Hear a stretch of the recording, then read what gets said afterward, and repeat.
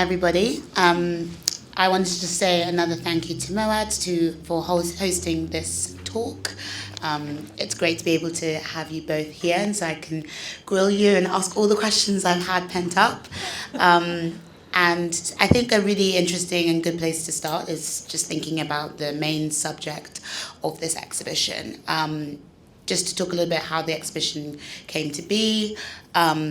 As an art historian, I was obviously fascinated by the way that we see the world, but I think that a lot of the approaches to art history that I'm interested in are related to my own personal story. And so looking around and looking at my arts education and seeing huge gaps, which are now starting to be filled, but trying to investigate why those gaps exist and how we can sort of interrogate the way that we are as Black women now and how history informs that.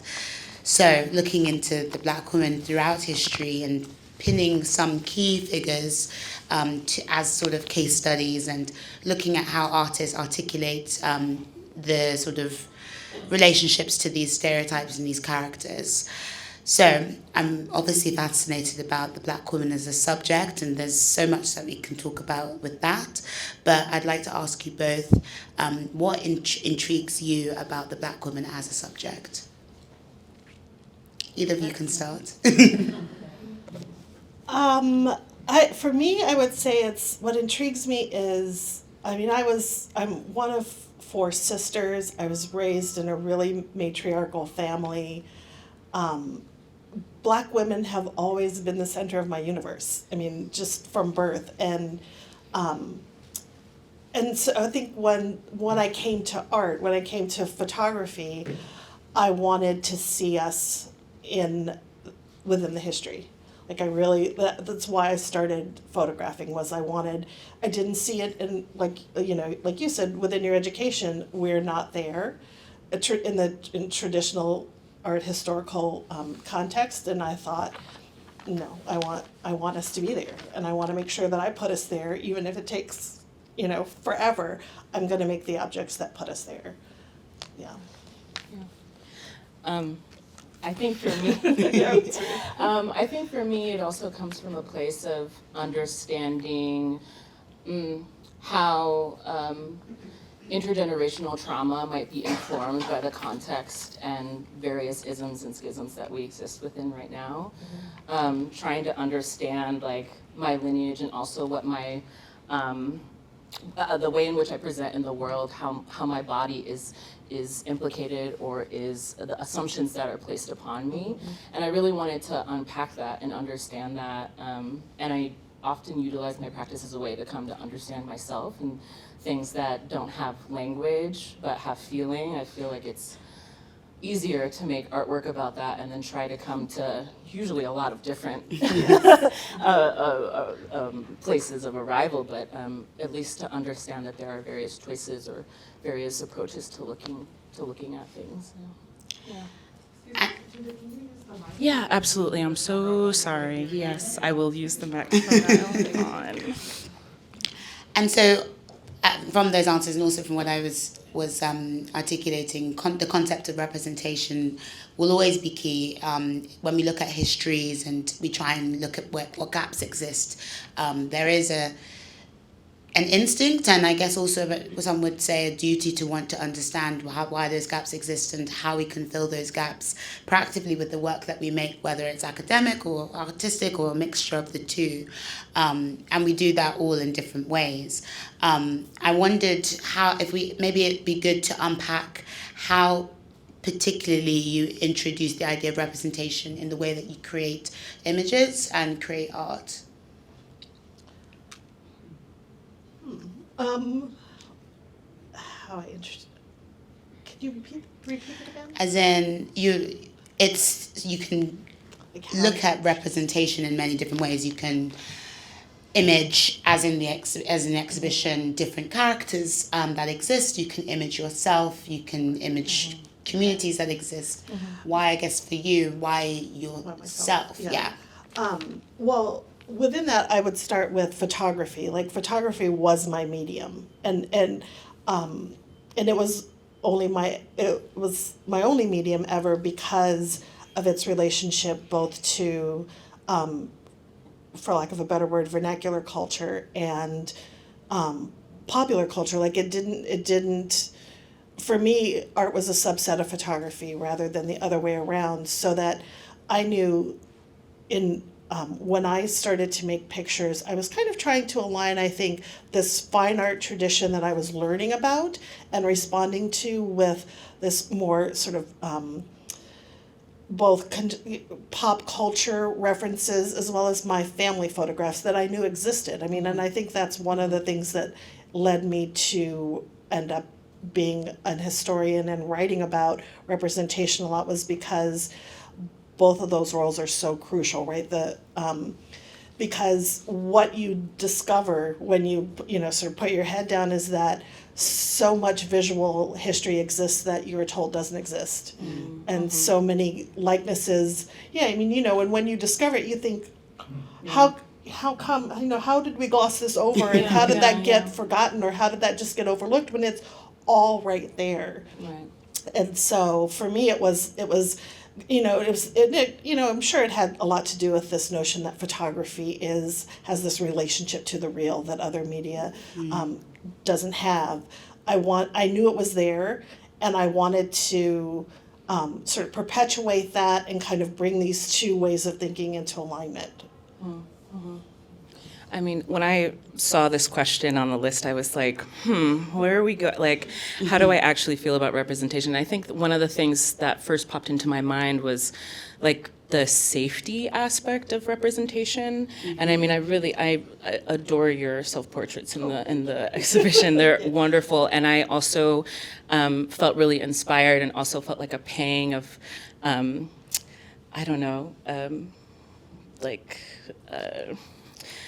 something about like wanting to be able to do that, but also having a little bit of fear of presenting and representing myself that way. Mostly because for a lot of Black folks, and if we think about the history of photography as a way to become an article for commerce and selling things and people, I do think that part of it is about like how to keep people safe as we sort of like represent them or like share really intimate parts of ourselves through this incredible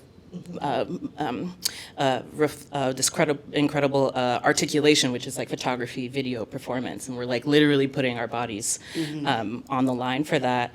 And so when I thought about this question, I was like, I'm thinking about the first sort of like public sharing of my work having to do with Mammy, which was a photographic series, a diptych called Mammy Mammy, where Those were tough. yeah, it was hard. It was hard, and it was in this show curated by Karen Senefru and Melanie and Melora Green, and it was at Somarts, and it was a huge show. It was great, but it was also the first time that I had been vulnerable in that way, and I think also and this is to no fault of anybody involved, but I don't think I was particularly protected when sharing that work, right? Like it became an instance where I was very visible and like everything was laid bare. So I feel like when how I respond to representation is like, and I feel like a lot of people are talking about this, which is great, but like what is representation without like the safety nets or the care webs around that? Like what does that actually look like? And so I'm just like, very inspired by you because, Well, it's interesting that you should say that because those pictures in the show were made maybe 30, 35 years ago. I saw that, yeah. They've never been printed before. I saw that, yeah. And I remember at the time thinking, like I was so excited about photography because I thought I could do anything I want because if it's too personal or embarrassing or whatever, nobody else has to see it. Yeah. So I took, that was really useful to tell myself early on because then I lost fear for what I would make. Yeah. But I didn't necessarily share it. Or when I would share, images as an undergraduate, even as a graduate student in photography, I didn't get a lot of feedback. Because I think, my all-white faculty didn't know what to say. And so I just sort of sat through it because I thought, they're passing me through, so okay. Don't rock the boat. They just never had anything to say, but they were pleasant enough, and so I just kept working. Yeah. Because I thought, I didn't fully understand what I was getting, but I knew that I needed to keep making things because I wasn't going to figure it out if I just left it in my imagination and didn't make the thing itself. So some of the pieces that I included in the presentation are going to be two pieces that I never, that I started right in grad school, and I haven't, shown anybody, but also didn't share for fear of that, right? And I also feel like they're at the end because I was like, let me connect it to Carla's work. Let me know when to. It should be these two. This one? Yeah, these two. It's a diptych. And so I also was having issues of thinking about is this violent?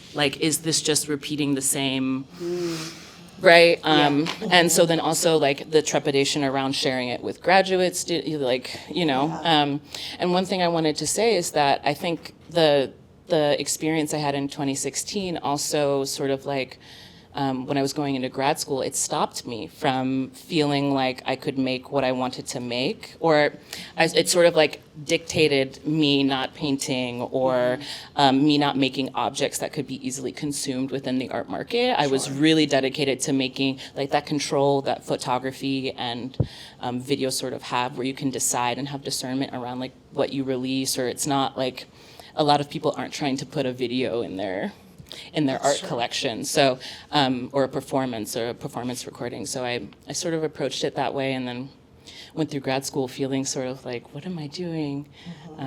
Even to this, I mean, you're such a different generation, but it's my perception that even to this day you don't get.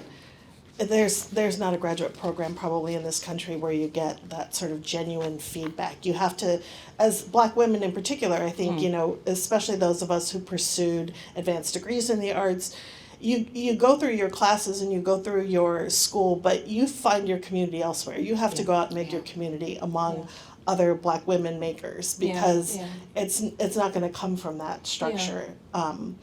And so, I mean, there's so just so I mean, it's so familiar to me, and yet so disappointing that in 2016 is still the dynamic within those institutions. We right? work through, we persevere. I mean, exactly. It's look at the whole country, right, backsliding rapidly. It just, and the breadth of work that has been made since, you would think that things would be different at this point. But it's why we keep working, right? It's why we sort of keep. I mean, right now I don't photograph anymore, but I collect images. I collect, and I particularly collect.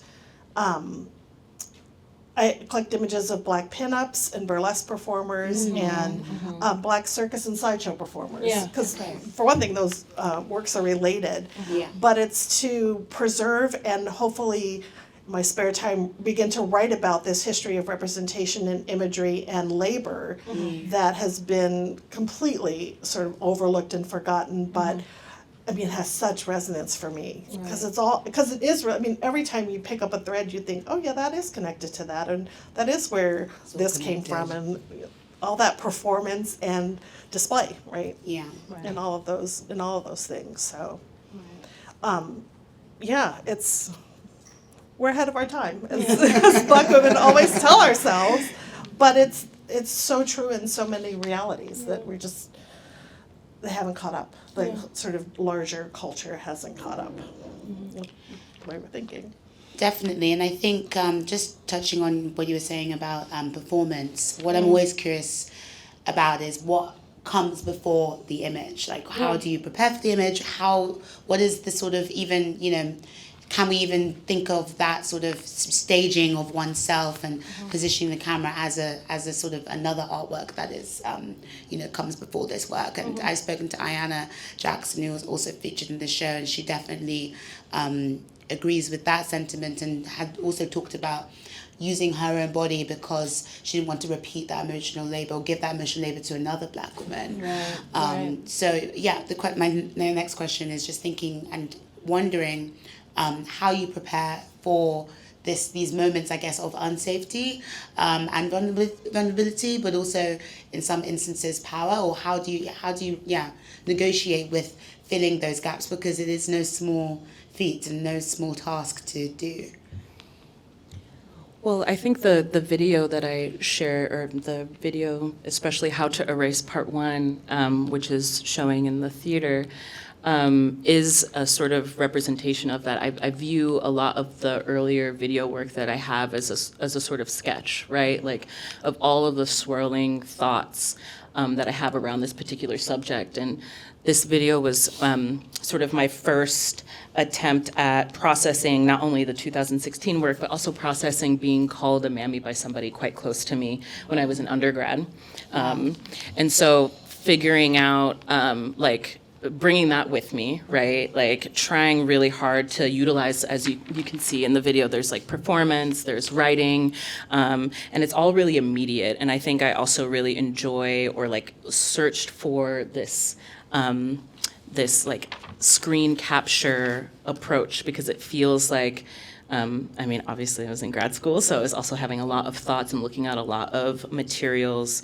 And I think that that's how I usually approach this, is maybe a little, this is something to think about for me later, but like maybe a little bit in my head, and then figuring out how to integrate what's going on in my head into my body. And that's how I approach doing self-portraiture as well as performance, is figuring out how to take all of the knowledge and the scholarly text and the words and the poems that I write, and integrating those things into how I actually feel in my body, and being present with what's coming up mentally.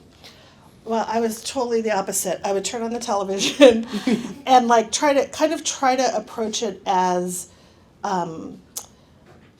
in some ways, as an attempt to try to let the camera see me as I was in the space, and not have to think about it, right? And so, of course, that's fake, because one, I'm the photographer and the subject, plus I used large format film for the most part, and so it's one exposure at a time, right? So you have to constantly be moving back and forth between the camera and the little wipe off for the Polaroid and stuff. So there, you know, there's constantly a break. But for me, it was really important to be in a completely sort of blank mindset, and just kind of respond to the camera, and then afterward just sort of look at what I had. Because if I started to think, really, I mean, you know, especially about the specifics of like histories of representation and what I'm doing and what I'm trying to convey and that kind of thing, I couldn't. I didn't, you know, I admire you're that so much. No, right? No. Yeah. I definitely have it's gotten better over the years, but I definitely, especially as I was first making and figuring out how I wanted to approach conceptual work, I like overthought everything all the way into the grave, you know. But I like that. I really And it, you know, overthinking is it's so dangerous, because of course what you end up doing is just putting it all down, because you think, okay, that's done. I've thought it through and it's done. And but yeah, no, that's a hard way to approach it. I mean, but I think part of the difference with that is also generational. When I was thinking about the show and the other artists in the show, I thought, you know what? The only other person who was working when I started photographing of all the people in this show was Ming Smith. And I did not see Ming's work I certainly didn't see it as an undergraduate. The first images I really saw of a Black woman that were part of were a book in the photo library was Jungle Fever, the Jean-Paul Goude book of Grace Jones, primarily of Grace Jones. It was Tukey Smith, it was other models. But Black photographers, I didn't, I was trying to figure that out too, because this was early 80s. I started in 84. I didn't learn about Deborah Willis until I went to graduate school. And at that time, of course, you know, I'm not trying to be we walked shoeless in the snow kind of that sometimes were, but you know, there was no internet, there weren't a lot of reproductions. The very first image I saw, really a contemporary image by a Black woman photographer, was Lorna Simpson. It was in Essence magazine. It was about this big. I clipped it and I still have it, because that's what you got then. That's all you got. And so you'd have to, you know, sort of clip everything and, you know, write longhand letters to somebody. I think that's how I got introduced to Deb. That's how I got her first book. I wrote to the Studio Museum in Harlem. They were the only ones I could find who were selling it. And they ended up sending me their display copy, because I think it was the last one, and I begged for it. It had the little sort of, you know, That's security. even cooler, I think. Yeah. It had the security. I think it still has the security sticker in it. But like it was so hard. So I was really at the time responding to, I think, so much less knowledge than you have. And so I think that kind of made it easier to be blank about it, because I was much more in my imagination then, because I didn't have the points of reference that I didn't yet know existed. So. And I think it was interesting as you were talking about not having access to different, to seeing photographers like you, and sort of thinking about how the gaze sort of comes into this. And we talk a lot about gaze in many different ways. We talk about, the white male gaze. We talk about who is denied the gaze, and we can see in the exhibition, Hottentot Venus, Sarah Bartman was denied the gaze. Josephine Baker was aware of the gaze and definitely used that. And as women, we're still affected and still implicated by the gaze in many different ways. So I think what I wanted to ask, it's not actually, the question I wanted to ask has changed a little bit, because there's a few other things I'd like to think about. But principally, I'm interested in how you understand your own gaze as Black women. So what is the intricacy of Black women looking at Black women? And then I'd also be interested in, obviously there's a gaze that is inherently present and colonial when there's a white photographer picturing a Black woman, but how does it change if it's a Black male photographer, in your opinion? Or does it? Is it the same? I don't know. It's a hard question. I've always wrangled with that one, so I was like, please, someone else answer it. I'm happy to take that one on. It's not the same. I mean, my whole thing really with approaching self-portraiture was there were practical reasons. I wanted to learn large format photography. I was really slow with technical stuff, so I didn't want to work with someone. And then very quickly I realized you don't need that intermediary. I mean, we have such a history of being represented that to this day, the first thing I look at is who's the photographer. Okay, I don't care what the picture looks like. I'm not interested unless it's a Black person representing Black people, and particularly depending on the kind of image, if it's a Black woman representing Black women, because there's just no need for us to be interpreted. Like, and especially in 2023, it's kind of infuriating how that just continues. And I live in New Orleans, and we have really rich cultural traditions that come entirely from the Black population, and I can't even to see it year after year after year, this like extraordinary Black creativity always represented by someone else, and the images that get published, and it's just infuriating. And so I really have, personally, I really didn't then, but I especially now have no patience for it and no interest in it, because I think we should be far beyond that, and we're not.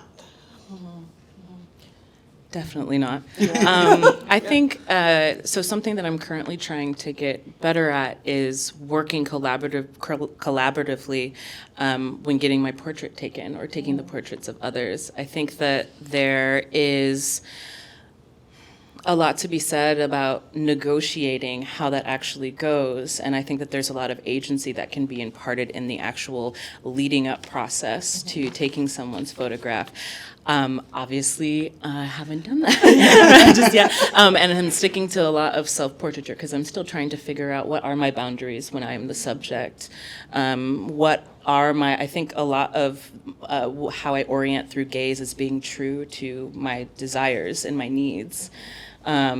And so that's sort of where my mind goes to, where I'm mostly interested in getting what I want out of the photo, especially since I'm, especially as AFAB folks and non-binary folks and Black women, it's like it denied so much in our everyday life. And so why would I deny myself the power and agency in curating how I want to be perceived? And how I want to work with the person who is perceiving me. So I think that complicates the photograph, right? Because typically we see one person's name next to the photo and that's it, right? and there's not a lot of acknowledgement around the whole entire orchestration of the photograph itself. So I'm interested in shifting that and having the process that I take with taking my own portraits and the portraits of others be really collaborative and like that. almost like we're both like pulling the cable release, you know? I love that. Yeah. That's such a great approach because it's true it's never acknowledged, and it is the most interesting part about it, right? Is that whole even when it's not as you're approaching it and sort of generous and mutual, it's still the interesting thing about it. Yeah. Like how it came about Yeah. and what the power dynamics were therein. Yeah. And it also finds its way into the photograph, Yeah. right? The context that with the Completely. things that we're bringing into the frame, like it so affects like how the photo is taken and Yeah. and how we're feeling as we're getting our picture taken. So Yeah. yeah. One of the things I found fascinating as I built the exhibition was seeing how these sort of historic images, I'm thinking most specifically about Hottentot Venus, but of many different sort of, I guess, archetypes and tropes, still come to the fore in visual culture. I'm speaking mostly about photographs that are not imaged by ourselves, and how that's very subliminally still very much around, or very consciously, I'm sure in some cases. And I think what I'd be interested to understand from both of you, because I recognize a definite sort of looking that idea of archetype or trope in both of your works. How do you look at these ideas and these stereotypes that we've been sort of put into for so long, and I guess still are? Yétúndé, I guess the most obvious one which you mentioned before was the mammy stereotype and trope, and maybe it'd be interesting to unpack that a little bit and how that sort of came about and how that process is ongoing in your practice. Yeah, sure. I mean, I'd let y'all know, 2016, I did the first sort of public presentation of those self-portraits, and then also just sort of processing from being called a mammy. And so I think that was the beginning of it for me consciously, but I also think the part of the mammy stereotype is being self-sacrificing, right? Like mammy doesn't have capacity to focus on herself, to image herself, to focus on the community around her, the family around her. It's in self-sacrifice to someone else's benefit, right? And so I also, as an artist, I'm just thinking about healing my own inherited yada, yada, yada. And so I do think that self-sacrifice is something that I see prevalent within Black folks who are assigned female at birth. And I think that being able to shift that and being able to sort of understand the origin stories of that, how it is sort of like the offering of that labor is needed, and it's definitely needed in our current times, but then also how it gets sort of skewed and taken advantage of as it sort of propels outward into the world. And so, definitely thinking about self-sacrifice, thinking about my own family, and in this piece in particular, thinking about my first interaction with the iconography associated with mammy, and that was through Tom and Jerry. I hadn't seen that clip before, and when I saw it, I was like, wow, it really is everywhere. It's everywhere. And I mean, I remember like seeing her in the show and being like, we never see her face. We never are able to acknowledge like and who the bit she when is. she sort of lifts up the dress and sees There's the so many ankles, different, and I was like, what? yeah, you see the ankles, you see the slippers, but then you see all of these other one performance piece that never came to fruition was like me putting on like 70 different skirts and just lifting them up, if you remember that part of the thing. But I think that sort of coming to understand how early I got inundated, how we all get inundated with that imagery, and we're not actually given the opportunity unless we're sort of given access to higher education, we're not really given the opportunity to understand where that comes from. So or like sort of from an academic or scholarly perspective, understand where that comes from. So yeah, Mammy Two Shoes. You never see your face in the show except for 2 seconds, and it's obviously like a caricature. It's obviously giving vaudeville. So yeah. It's interesting that you guys both talked about the skirts and that glimpse of her leg when you, because of course that's all about her sexualization and desexualization, right? She is the great sort of desexualized Black woman's representation. For me, I think I love selfie culture. Like it cracks me up that they had to come up with a new word for it because self-portraiture has been around forever.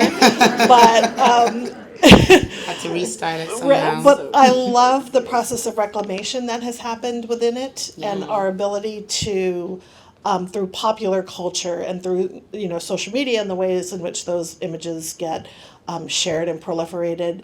I think that has made more complex these issues of kind of within the same kind of iconography, how we represent ourselves versus how we've been represented. And so, and I think especially like with the selfies of young Black women and the celebration of their bodies, and particularly the traditional bodies that haven't, that aren't part of a kind of mainstream aesthetic of American beauty. I think that is where I see a lot of hope kind of in it, and really sort of diminution, is that the right pronunciation, of the stereotypes, right? Yeah. Is because there is so much self-love in that representation, and so much really sort of just claiming for oneself a kind of image that is not, to me, not simply reduced to one thing or another, because we know that these are young women negotiating an entire world, and in a split second they decide, this is what I want you to see for right now, and maybe the next split second, this is what I want you to see. But there's so much control in that. I think that was one of the things that kind of made me excited about even being invited to be a part of a show with work that was made so long ago. Is like this, I just felt like it had such a possibility to be in dialogue with that selfie culture, and with how familiar we all are now with it, and to think about where that comes from, and what impact that has, that it has become so kind of such a regular part of so many young women's daily behaviors. And I agree that being able to control or direct one's own story via social media, via selfies, as we now call it, is part of this sort of agency and reclamation that is at the heart of the exhibition, and that I guess sort of at the heart of what should be hopeful for Black female representation. It's interesting because I've had conversations about this with. I had some strange conversations. I've had lots of conversations about this show, but one of the ones that still frustrates me is, I'll talk about stereotypes, and Mammy is one, but Jezebel is the other, and I'm very much about Black women taking pictures of themselves in whatever guise they find important to do so, whether it is sexualized or it is romanticized or whatever you want to call it.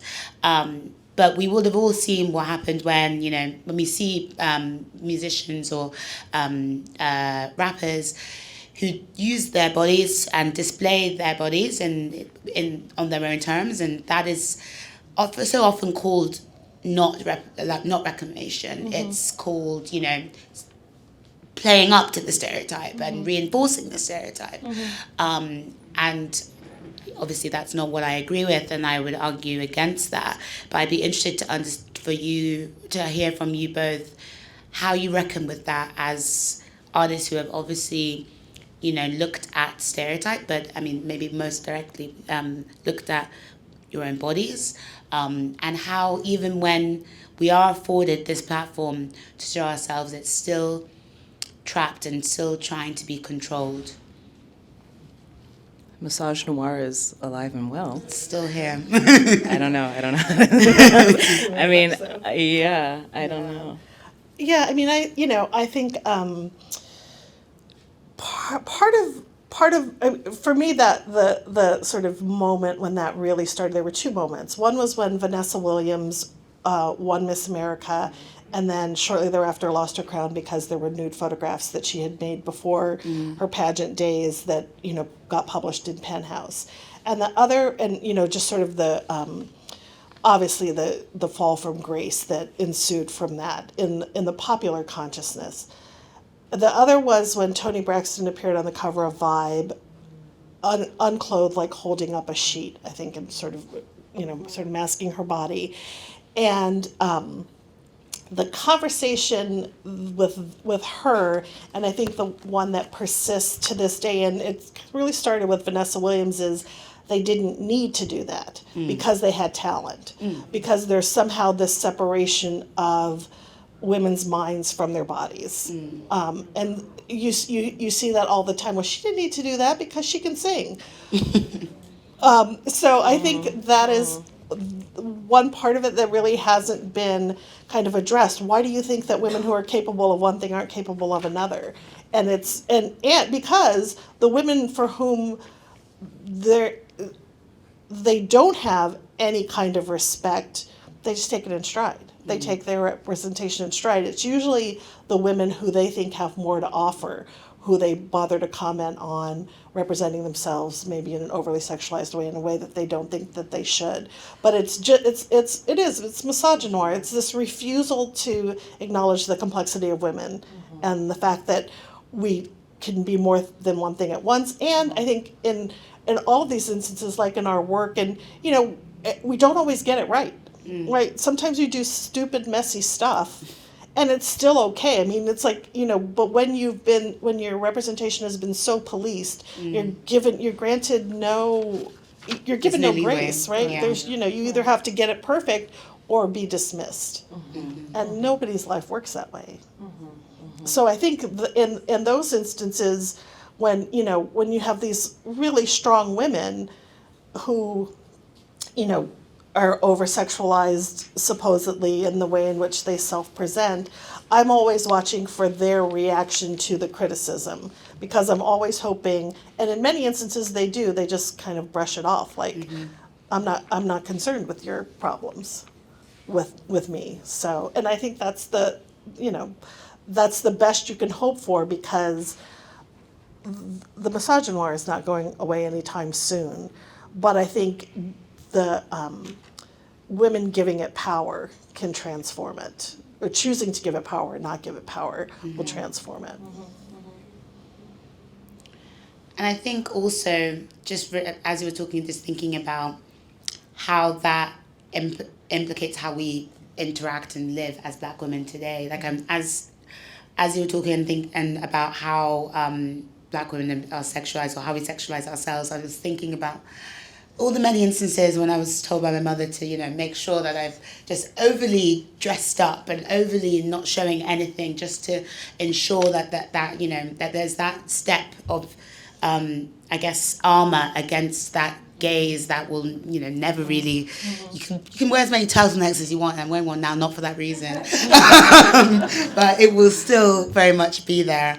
And I wonder how the images that we see that are sort of very much embedded in this historical landscape, thinking about Hottentot Venus and how, in Jump Good, then that is kind of riffed off on. Then we see like Paper Magazine and Kim Kardashian riffs off of that. How the sort of who is allowed to do what is interesting, and when will that be reconciled? I mean, it's shows like this, I would hope, sort of prove or can allow for an opening up of doors for us to have our own modes of expression, and that hopefully will disarm those stereotypes, because we're not trying to repeat them for any other sake of, just other than trying to call attention to them. But I'm interested in how we can collectively understand, or how the world could do better in understanding that there is so much more to Black women, and how we can sort of reconcile that. There will always, I guess what I'm trying to say is that it's the characterizations that we're given will always be different, and how can we push against that more? Well, I think we've actually seen kind of a magnificent example of it in the press in the last week with Angel. I can't think of her last name. The young woman from LSU and the basketball player, and her sort of defense of herself in the face of all of this criticism about her. Of course, playing into these stereotypes about Black women versus, the white player who, made the same kind of gestures and had the same kind of competitive, like, shit-talking attitude. And, it was particularly in the way in which, she continued to be asked about it, obviously, and was like, I don't accept the First Lady's apology. Basically, she knew what she was doing. We don't have to put up with that, and that's it. I'm not going to the White House. And I think what that is that there are Black women who just sort of have to stand in the line of fire and just hold firm, both literally and metaphorically, right? I mean, in all different aspects. But I think that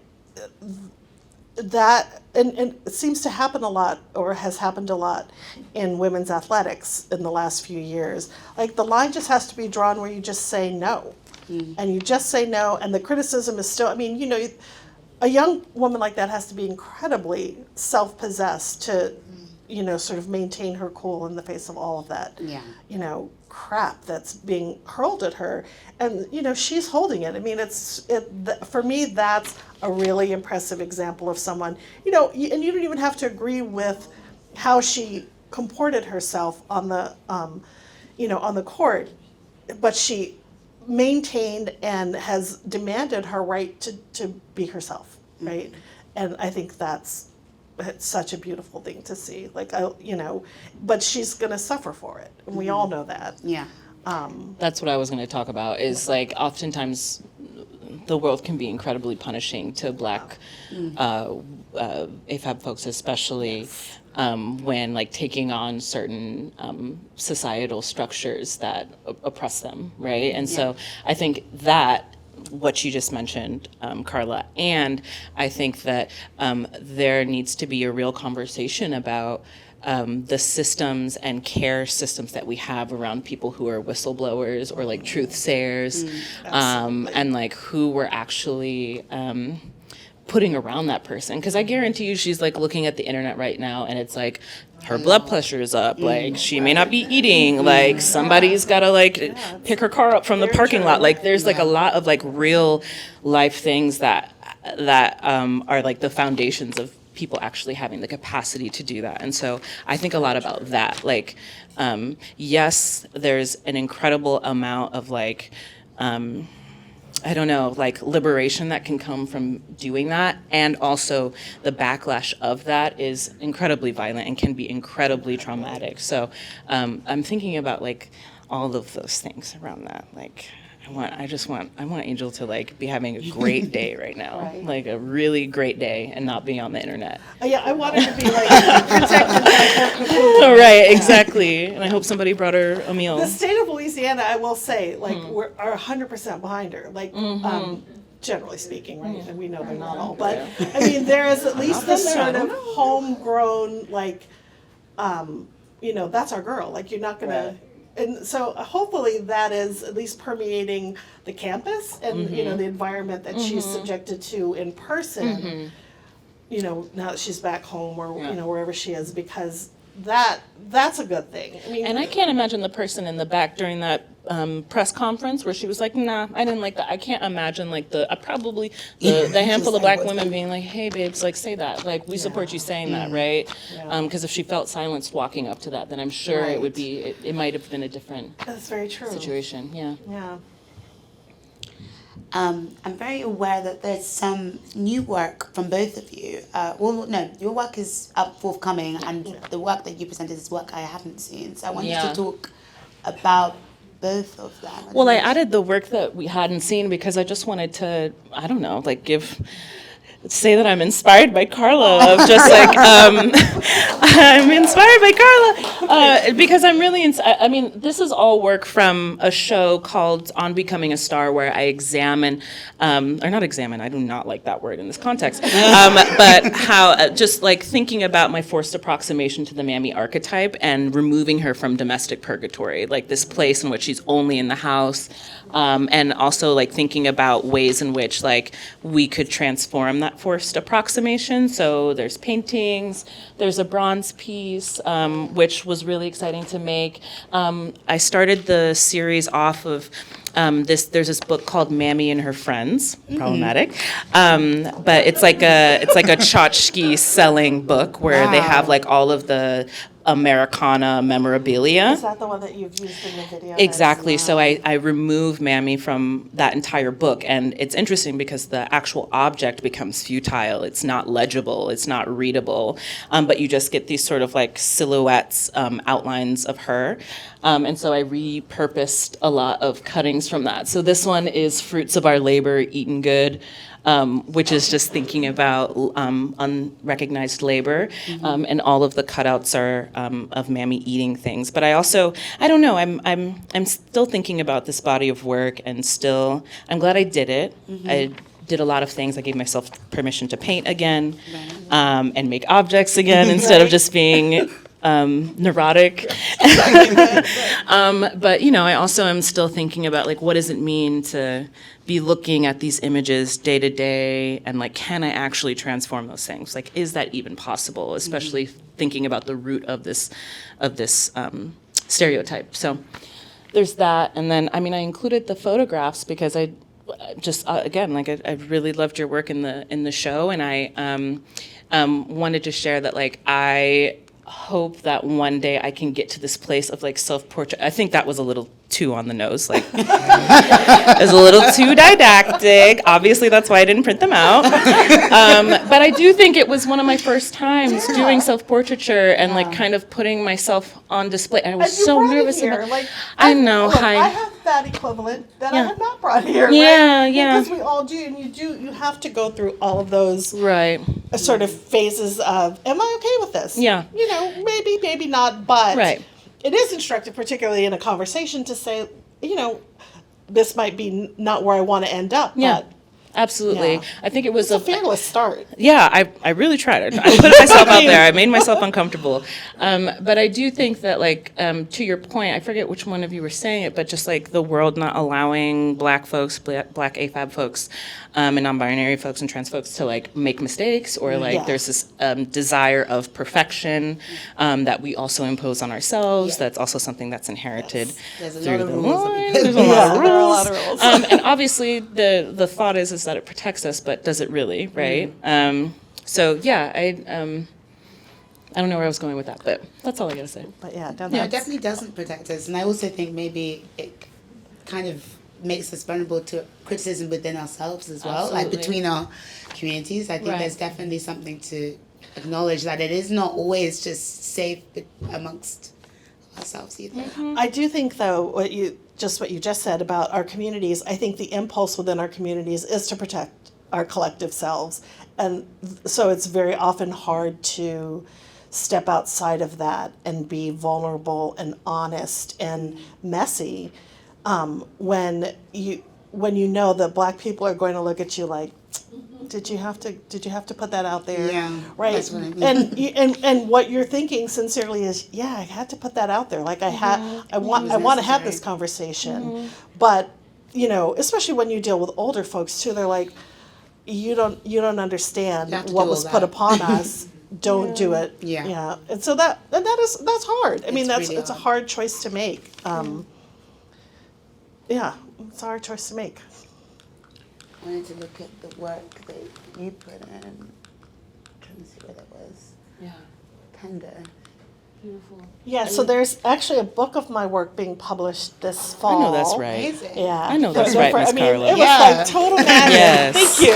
Yes. And, you know, and it came about, God love COVID. You know, my shop had to close, and I was sitting there and I thought, well, let me get these pictures scanned after all these years. And so I scanned them and I put them online, and one of my customers saw them, told the publisher about them, and that's how the book came about. I love Wow, that. there you Yeah, go. it was totally like, yeah. Are these all are 4x5, 8x10, 4x5? They are not all, Okay. no. A lot of them. They're- All of I these, mean, they're all of these beautiful. are. And Yeah. so it's work made from when I was 18 to when I was about 32. Wow. In this That's book. a wonderful survey. Yeah, and I'm super, like, I still am in awe of the fact that there's going to be a book of my work. And I'm going on press in a couple of weeks to watch it be printed, which I'm really excited about too.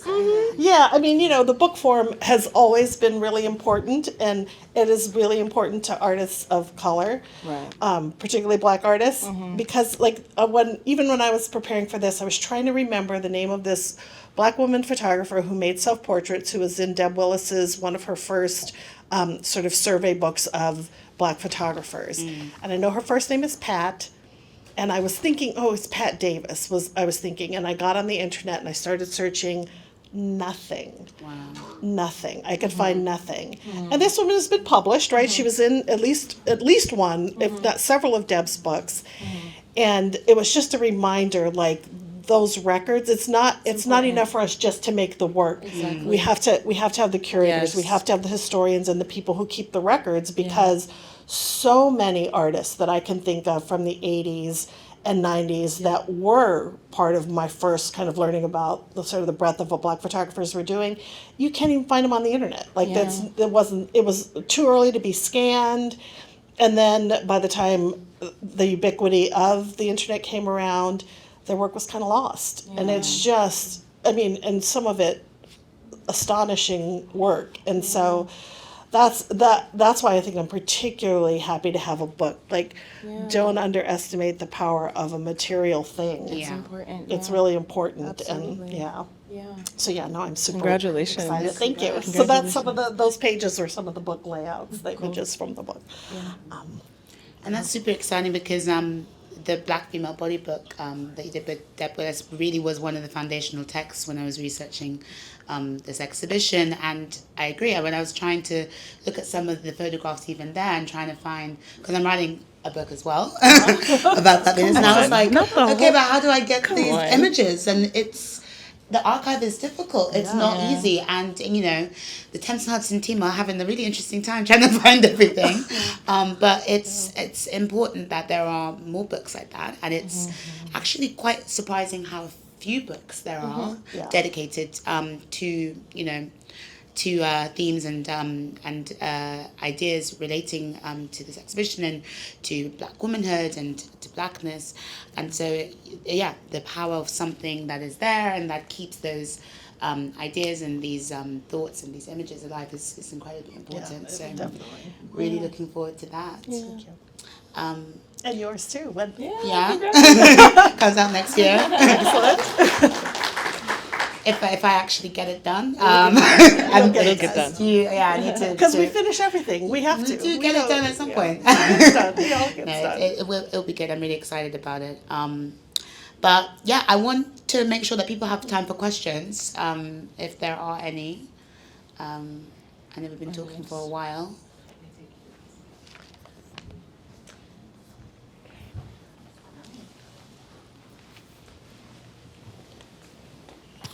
Hi, it's been a really interesting talk so far, so thank you to all of you. I just wanted to ask, because you were saying the same things about when you were in grad school and when you were studying, that you didn't have, that there was no information there for either of you. How different would it have been if your lecturers or your teachers had more information? Because they should have, it is their job, so they should have been teaching you. And I'm saying that because I'm a teacher at the moment, and I teach in what you would call high school, and I make it my job to make sure that I research the artists for the students so that they have everything. I mean, and you may know you're still an exception. Like I taught and for a while at a university, a big photo program university, and colleagues there, well-intentioned, they would show Black people on the diversity lecture day.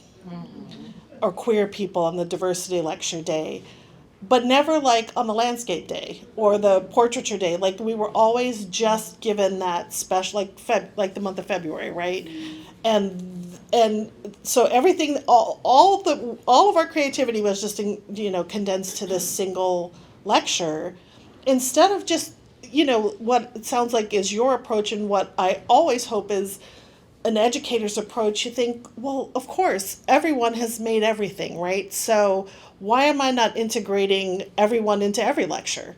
Mm-hmm. And they just don't do it. I mean, it just, this was 10 years ago, so it could, maybe it has miraculously changed, but I really doubt it. I mean, I also used to be the slide librarian back when there were slides. I love that, Carla. Right? I love that. I know. Oh my God, it was so fun. But, and you would watch the faculty pull the slides for their lectures. And I would, and I made a point of making slides of all the Black artists, right, and getting the books and making the slides. And I would, just sort of very obviously leave them out on the light tables, because otherwise, they wouldn't come and ask you anything, but you just like, there's so much work that you're just overlooking, or that you're only thinking of in terms of it being different from the other.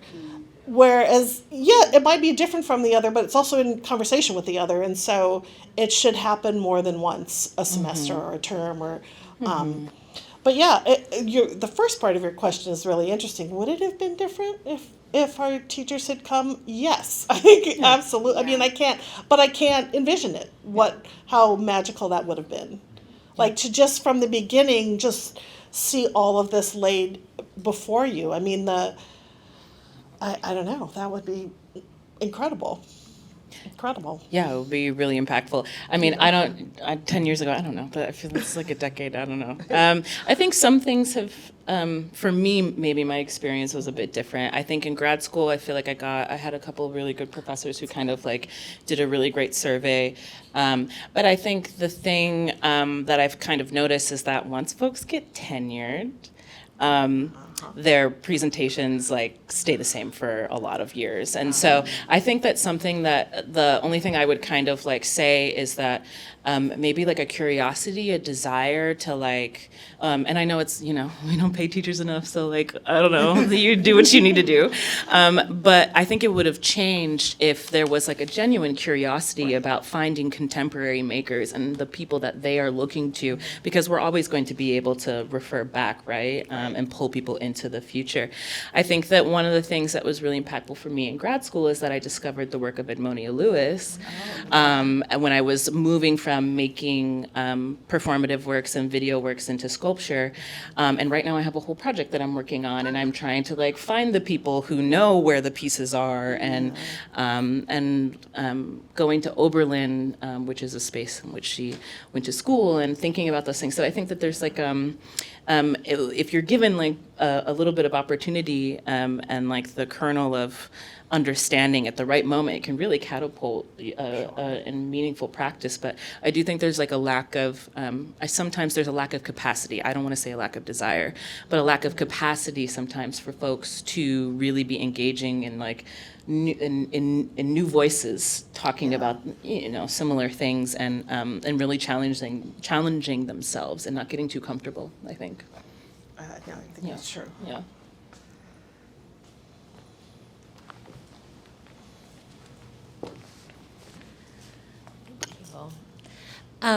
Carla, you talked about like authorship a little bit, and talked about how it sounded like you said that you felt like people outside of, if an artist is outside of the community that they're depicting, it's just wrong.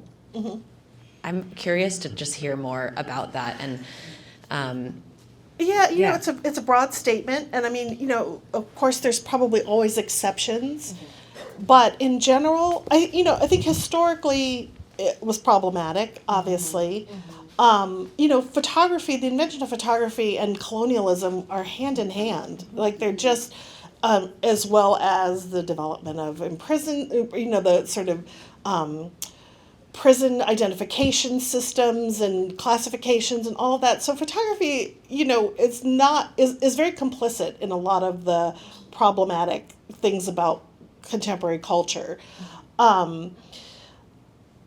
but I think we just have such, I mean, everyone has represented themselves in some capacity photographically, virtually every culture, I'll say, not obviously every group.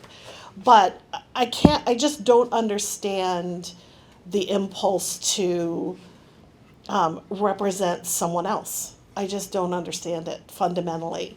I understand the curiosity about others, but I don't understand when other people can represent themselves, why you would privilege your own opinion of them over their own desire to be seen or understood. It just, and because there has been so much talent that has been underappreciated, ignored, forgotten, all of this, when it didn't have to be, I have no patience for it in the contemporary realm. There's no need for it. I think we know what other people think of other groups. I think we don't know necessarily what individual groups, how they want themselves presented or represented or understood. So I just think, like I said, I get where it came from, but I don't think it necessarily came from a good place, and I don't think it needs to be perpetuated. I just don't. Good evening, ladies. I had so many questions, and every time I had a question, you guys answered it so well. And I love the juxtaposition of generational stage presence. Yeah. I think it's amazing. I did want to ask, to your point, about us having photographers or representing ourselves. You talked a little bit about collaboration, right. And I'm wondering how, what are the steps for that, and how do we kind of, take Carla's idea of, being frustrated with this, not being able to represent ourselves, and your collaboration part, where do we start with that, and how can we get some of these images and some of our work out without, just being resistant? Does that make sense? Yeah, that definitely makes sense. Thanks for the question. I am still trying to figure out my process around working collaboratively and like really deep collaboration with others. And I think the place that I've started is asking a lot of questions, spending a lot of time together. I think anything that is full of depth takes a lot of time, which is in direct conflict of the world that we're existing in right now. And so I think like really building a relationship based on trust, a relationship based on being seen. I think it's asking questions. I think it's involving the person in selecting the place in which they're going to get photographed, or the studio in which they're going to get photographed. I think it's deciding and having an opinion and allowing them to have input on like how it gets presented, whether it gets presented, the size in which it gets presented, the places in which it gets exhibited. I think that and it also changes it, right? Because again, photography has a root in oppression and violence and othering. And I think that one of the ways in which I hope that I can continue my photographic process is really being able to be conscious about how I'm bringing people into the space and to make sure that they feel comfortable and excited about being able to image themselves that way. So lots of conversation, lots of negotiation, and also a level of risk, a level of like, this may not work out. I may not be able to take your picture because these things aren't lining up, or we're not on the same page. And I think acknowledging, I feel like there's something about that goes against like us taking pictures with our phones and like posting to Instagram. It's like, it's not immediate, which I find really fascinating, because it pushes against some internal sort of timelines that I have and expectations that I have of myself. So really slowing down and allowing people to have agency through every step of the photographic process and portrait process really feels like sort of the beginnings of a method or approach for me. And just listening to you today, it's work, right? Mm-hmm. And it's the willingness to put in the work that's required to transform it. Mm-hmm. And it's a different form of work than the photographic process itself. Right. And so it just sort of adds this other layer, but it also creates community in the process too, which is so important for representation, right? And because no one image really does much at all. it's how it plays off of everything else, you know, the next one or the living thing, or so. If you think of it in that way, that it's not the sort of isolated silo of, which is such a romanticized myth of the artist, right? That he or she creates in this, kind of ivory tower of creativity and isolation, and then thrusts it upon the world, versus living in a world where there's creativity and it's all around you and you adapt it in different ways. That, for me, that's one of the most amazing things about New Orleans. Like, that is a ridiculously creative population that just kind of takes it in stride, because every neighbor has some incredible, creative skill, and it's rare to find that. I think, especially in the U.S., that where creativity is really normalized in everyday life and is not this sort of exceptional thing that only certain people get to have and do. I think Ruth had a question. Thank you so much for your time and sharing all your thoughts.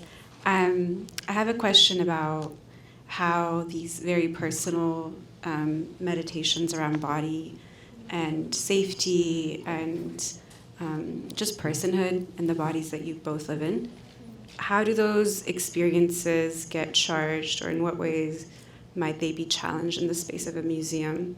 So as these meditations can be dynamic and kind of free of consumption in your own personal spaces, and I'd actually love to hear from you as well as a curator, in what way do those questions and those meditations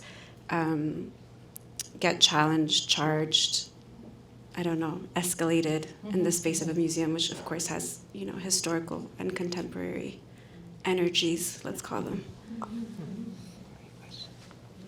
Do you want me to start? No, it's a very good question, and it's something that I definitely thought about when curating this exhibition. In convening these images and also taking some of the historical material that is also included in the exhibition, there could have been the danger of repeating some of these things that I was specifically trying to critique. It's a show which displays Black women, and people will come and look at them, and we are all repeating a gaze of sorts. So that is always going to be part of the way that we interact with the exhibition. I was interested to understand, and I think that when it was first iterated in New York, it was interesting to see how the narrative was so celebratory, given that there is such layered traumas and things to critique and uncomfortable notions. And I think that that's also achieved again with this reiteration at MOAD. And I think that it's incredibly important that it's here as a space that is celebrating the African diaspora and celebrating Blackness. I think that shows like this are interesting because those are uncomfortable truths, and I think that those are interesting things that we can consider as we walk through the show. I think in one of the texts, one of the questions is how does this make you feel? And I think that hopefully, if there are majority sort of Black women audiences, as I would definitely encourage, that sort of Black women looking on Black women and sort of finding resonances with those historical pasts will be brought up as well. I don't know how I feel about it just yet, honestly. I mean, That's fair. it feels like a lifelong question for me. I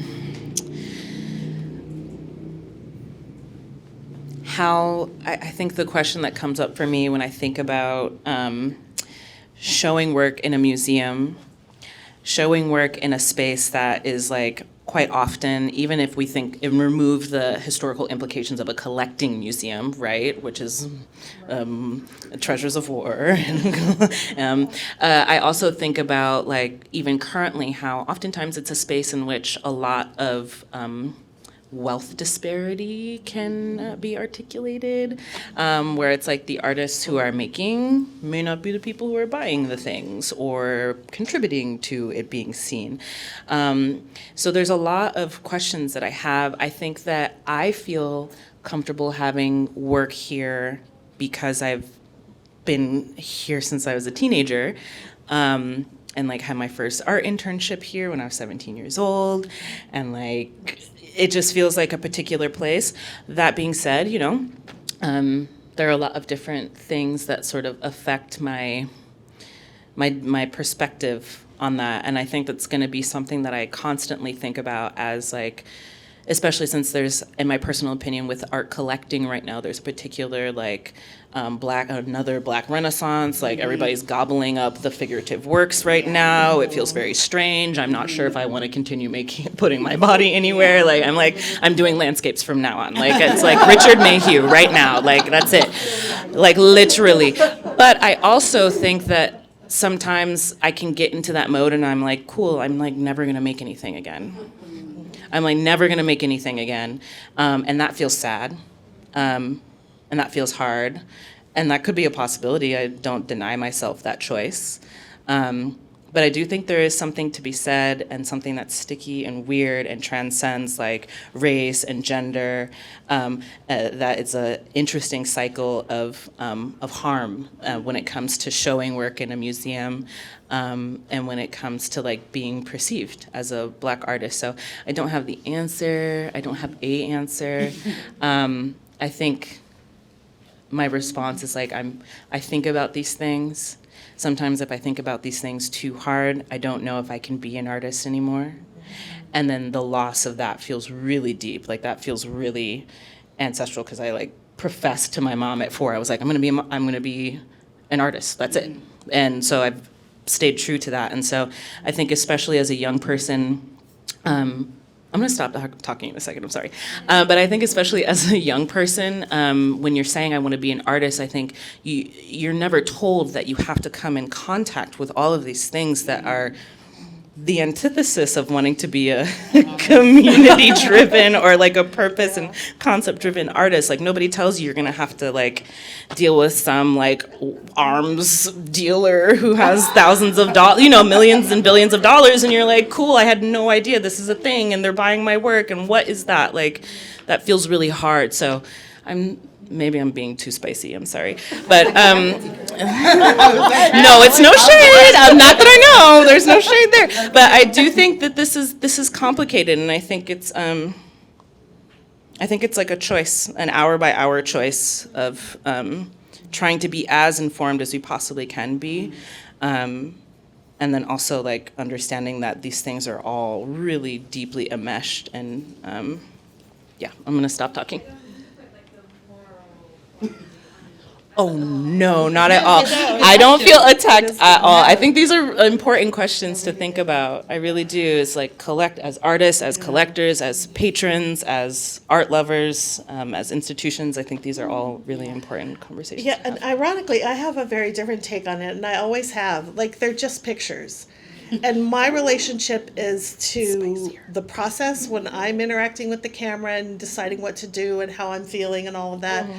But once they're on paper, they're not me.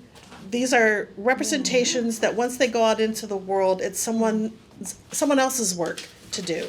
Like someone else's work to understand or interpret or do what they want with it, hate it, lust after it, whatever their choice is. I don't control that. I'm not interested to control that.